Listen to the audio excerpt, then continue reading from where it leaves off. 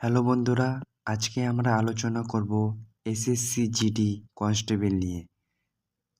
আমরা দেখব SSC GD কনস্টেবলে তোমাদের কীরকম যোগ্যতা চাওয়া হয়, এখানে কত হাইট, কত চেস্ট এবং রানিং কতটা করতে হবে, এডুকেশন কোয়ালিফিকেশন অর্থাৎ শিক্ষাগত যোগ্যতা কি চাওয়া হয়েছে, এছাড়া এক্সাম প্যাটার্ন, সিলেকশন প্রসেস সম্পূর্ণ এই ভিডিওতে আমি তোমাদেরকে জানাবো। তো ভিডিওটি শেষ পর্যন্ত দেখার জন্য অনুরোধ রইল। ভিডিওটা তোমরা সম্পূর্ণ দেখো, তাহলেই তোমাদের এসএসসি জিডি কনস্টেবল নিয়ে সমস্ত কনফিউশন দূর হয়ে যাবে। তো চলো এক এক করে আমরা দেখে নিই। দেখো, প্রথমে আমাদের যে জিনিসটা জানতে হবে যে এসএসসি জিডি কনস্টেবলে তোমাদের কোন কোন পোস্টগুলো আছে। তোমরা যদি এখানে চাকরি পাও তবে তোমরা কোন কোন পোস্টে চাকরিটা পেতে পারো। দেখো, তোমরা এখানে বিএসএফ হতে পারবে, সিআইএসএফ হতে পারবে, সিআরপিএফ হতে পারবে, আইটিবিপি হতে পারবে, এসএসবি হতে পারবে, এসএসএফ, এনসিবি। এই যে 60টা তোমরা পোস্ট দেখছো, এই পোস্টে তোমরা যদি সিলেক্টেড হও তাহলে এই 60টা পোস্টের মধ্যে যে কোনোতে তোমরা একটাতে চাকরিটা পাবে। ঠিক আছে, এরপরে আমরা আলোচনা করব এডুকেশন কোয়ালিফিকেশন। দেখো, এসএসসি জিডি কনস্টেবলে যদি তুমি পরীক্ষা দিতে চাও তাহলে তোমাকে অবশ্যই 10 পাস হতে হবে। সেটা যে কোনো বোর্ড থেকেই তুমি দাও না কেন, অল ওভার ইন্ডিয়া থেকে তুমি এই এক্সামটা দিতে পারবে। এবং অল ওভার ইন্ডিয়ার 10 লেভেলের যে বোর্ডগুলো হয়, যে কোনো বোর্ড থেকে যদি তুমি 10 পাস করো তাহলে তুমি এই এসএসসি জিডি কনস্টেবল এক্সামটা দিতে পারবে। এইবারে আমরা আলোচনা করবো হচ্ছে এজ লিমিট, মানে বয়সের সীমা। কত থেকে কত বয়স হলেই তুমি বা কত থেকে কত বয়স পর্যন্ত তুমি এই এক্সামটা দিতে পারবে। দেখো, এখানে মিনিমাম তোমাদের 18 হতে হবে এবং 18 থেকে 23 পর্যন্ত তোমরা এই এক্সামটা দিতে পারবে। এছাড়াও তোমাদের যেমন OBC category, SC ST category, ex serviceman, এইসব ক্যাটাগরির ক্ষেত্রে তোমাদের এজ রিল্যাক্সেশন মানে বয়সের ছাড় দেওয়া আছে। ঠিক আছে, কিন্তু জেনারেল যারা আছো তারা 18 থেকে 23 বছরের মধ্যে তোমাকে এই এক্সামটা দিতে পারবে। 23-এর বেশি হয়ে গেলে তুমি এই এক্সামটা দিতে পারবে না। কিন্তু ওবিসির ক্ষেত্রে দেখো 3 বছরে তোমাদের এজ রিল্যাক্সেশন আছে। এসসি এসটির ক্ষেত্রে তোমাদের 5 বছর। তাহলে 23 আর এসসি যদি তুমি হও তাহলে 23 আর 5 যোগ করে নেবে, অর্থাৎ তুমি 28 বছর পর্যন্ত এই এক্সামটাতে বসতে পারবে, অর্থাৎ দিতে পারবে। এক্স সার্ভিসম্যানের ক্ষেত্রে তোমাদের 3 বছর। ঠিক আছে, আশা করি ক্লিয়ার হয়েছে। দেখো, এবার আমরা আলোচনা করবো হচ্ছে সিলেকশন প্রসেস নিয়ে। সিলেকশন প্রসেস মানে নিয়োগ পদ্ধতিটা, কি পদ্ধতিতে তোমাদের এসএসসি জিডি কনস্টেবলে সিলেকশন করানো হয়। ঠিক আছে, দেখো এখানে 4টা স্টেজ বা 4টা পদ্ধতি তোমাদেরকে পূরণ করতে হবে। প্রথমে তোমাদেরকে রিটেন এক্সাম দিতে হবে, যেটা কম্পিউটার বেসড হয়, মানে কম্পিউটারে তোমাকে এক্সামটা দিতে হবে। এরপর তোমরা দিলে, তুমি যদি এখানে কাট অফ ক্লিয়ার করো তাহলে তোমাকে পিইটি এবং পিএসটির জন্য তোমার নাম আসবে, এখানে ডাকা হবে। পিইটি এবং পিএসটি, পিইটি ও পিএসটির মধ্যে তোমাকে রান করতে হবে, তোমার হাইট, তোমার চেস্ট ইত্যাদি তোমার মাপা হবে। এখানে যদি তুমি ফিট হয়ে যাও তাহলে তুমি মেডিকেলে ডাক পাবে, এবং মেডিকেলে এবার তুমি ফিট হয়ে যাও তাহলে তোমাকে ডকুমেন্ট ভেরিফিকেশনের জন্য সিলেক্ট করা হবে। মানে প্রথমে রিটেন এক্সাম, তারপরে পিইটি, তারপর পিএসটি, তারপর মেডিকেল টেস্ট, তারপর ডকুমেন্ট ভেরিফিকেশন। এই 4টা আর ডকুমেন্ট ভেরিফিকেশন নিয়ে 5টা, এই 5টা স্টেজ যদি তুমি পূরণ করো তাহলে তুমি এসএসসি জিডি কনস্টেবলের একজন সিলেক্টেড ক্যান্ডিডেট হয়ে যাবে। ঠিক আছে, এরপরে দেখবো আমরা হচ্ছে এক্সাম প্যাটার্ন।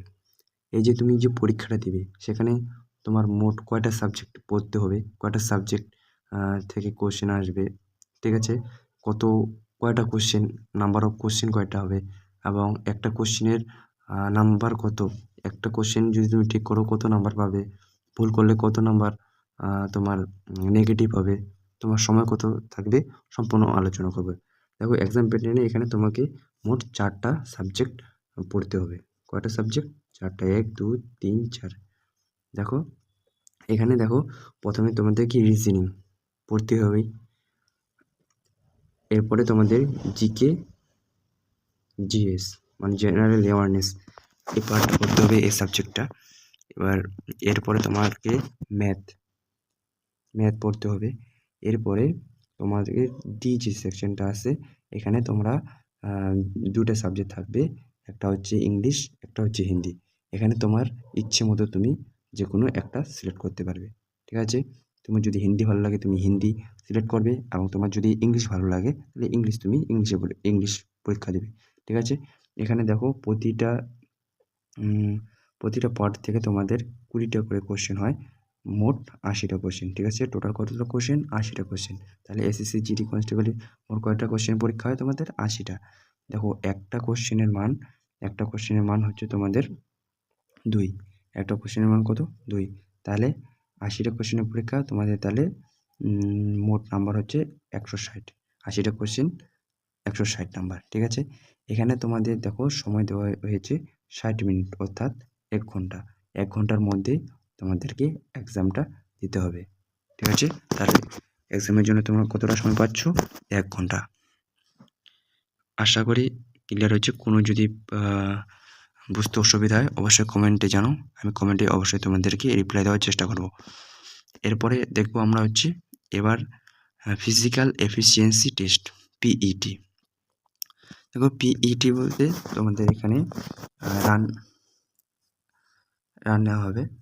দেখো এখানে ছেলেদের ক্ষেত্রে তোমাদের কতটা রান করতে হবে এবং কত সময়ের মধ্যে। দেখো প্রথমে আগে বলে নিই, যারা লাদাখ রিজন থেকে আছে তাদের দৌড়াতে হবে 1.6 কিলোমিটার 7 মিনিটের মধ্যে, ঠিক আছে?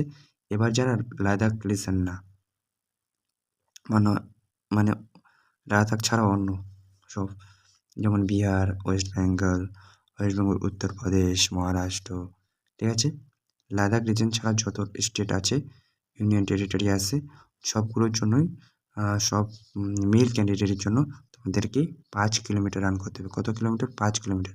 কত সময়? 24 মিনিটের মধ্যে। 5 কিলোমিটার 24 মিনিটের মধ্যে তোমাদেরকে দিতে হবে। মেয়েদের ক্ষেত্রে যারা লাদাখ রিজনের না, তাদেরকে 1.6 কিলোমিটার দিতে হবে 8.5 মিনিটের মধ্যে, ঠিক আছে? এবার যারা লাদাখ রিজন, মেয়েদের ক্ষেত্রে যারা লাদাখ রিজন থেকে বিলং করে তাদের 800 মিটার দিতে হবে 5 মিনিটের মধ্যে, ঠিক আছে? এবার আলোচনা করবো হলো ফিজিক্যাল স্ট্যান্ডার্ড টেস্ট। তোমরা যখন রান ক্লিয়ার করবে তখন তোমাদের যারা রান ক্লিয়ার করেছো তাদেরই হাইট, চেস্ট ইত্যাদি মাপা হবে। তো এখানে এসএসসি জিডির ক্ষেত্রে তোমাদের মেল ফিমেল কীরকম হাইট এবং চেস্ট চাওয়া হয়েছে। দেখো এখানে তোমরা এসএসসি জিডির ক্ষেত্রে জেনারেল, এসসি, ওবিসি তাদের হাইট চাওয়া হয়েছে 170 সেন্টিমিটার, ঠিক আছে? এবার এটা মেল, এটা হচ্ছে ফিমেল।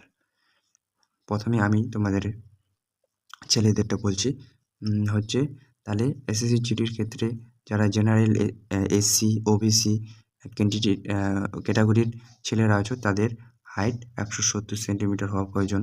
শিডিউল ট্রাইব যারা আছো ছেলেরা তাদের হাইট হচ্ছে 162.5 সেমি, এবং যারা schedule tribe of north eastern state তাদের হচ্ছে 157 সেন্টিমিটার।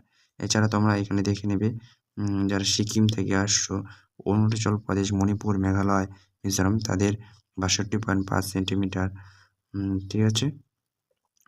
আসাম, হিমাচল, জম্মু কাশ্মীর, লাদাখ এখানে তোমরা দেখে নেবে তোমরা কোন যারা যেই স্টেট থেকে বিলং করছো, যারা যেই ক্যাটাগরি থেকে বিলং করছো, জেনারেল, এসসি, ওবিসি তাদের এখানে দেওয়া হয়ে গেছে। তোমরা দেখে নেবে তোমাদের হাইটটা। এছাড়া মেয়েদের ক্ষেত্রে যারা জেনারেল, এসসি, ওবিসি যারা মেয়েরা আছো তাদের 157, schedule tribe 150, schedule tribe from north eastern state 147.5 centimetre. এইটা ফিজিক্যাল স্ট্যান্ডার্ড টেস্ট চাওয়া হয়েছে, ঠিক আছে। এরপর আলোচনা করব হচ্ছে চেস্ট। ছেলেদের ক্ষেত্রে যারা দেখো মেয়েদের কোনো চেস্ট রিক্রুটমেন্ট নেই, ঠিক আছে। এবার ছেলেদের ক্ষেত্রে চেস্ট রিক্রুটমেন্ট যারা জেনারেল এসসি ওবিসি ক্যাটাগরি থেকে বিলং করছো, মেল ক্যান্ডিডেটদের তোমাদের নর্মাল 80 চেস্ট হওয়া প্রয়োজন এবং তোমাদেরকে 5 সেমি ফুলাইতে লাগবে, ঠিক আছে। শিডিউল ট্রাইব যারা আছো তাদের নর্মাল চেস্ট 76 মানে অর্থাৎ 76 এবং 5 সেমি তোমাদেরকে ফুলাতে হবে। তেমনি এখানে 78 সেমি এখানে দেওয়া আছে, যে স্টেটগুলোর নাম তারা দেখে নেবে। এছাড়া নিচে আরেকটা দেওয়া আছে সিকিম, মণিপুর, মেঘালয়, অরুণাচল প্রদেশ, মিজোরাম, তাদের 177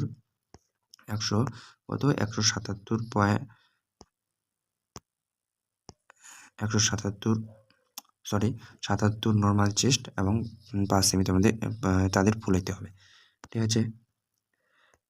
এরপর আলোচনা করবো দ্য মোস্ট ইম্পর্টেন্ট পার্ট, যেটা হলো স্যালারি, ঠিক আছে। এবার এটা যদি তুমি এসএসসি জিডিতে সিলেক্ট হয়ে যাও, তোমার বেতন অর্থাৎ স্যালারি কত হবে। দেখো এখানে বেসিক পে হচ্ছে 21,700, এছাড়া transport allowance, house rent allowance, দেখতে পাচ্ছ ডিআরএন অ্যালাউন্স, টোটাল আর্নিং তোমাদের 25,000, মানে তোমাদের নেট আর্নিং থাকবে হচ্ছে 23,527। এবার 8 পে কমিশন যদি তুমি অ্যাড করো, 8 পে কমিশন যেটা বলছে, তাহলে অ্যাড হলে তোমাদের যে বেতন সেটা 37,000 সামথিং হয়ে যাবে। তো এছাড়াও অনেক তোমাদেরকে বেনিফিট প্যাক দেওয়া হয়। তো সবগুলো মিলিয়ে তোমরা একটা ভালো স্যালারি পেয়ে যাবে যেখানে।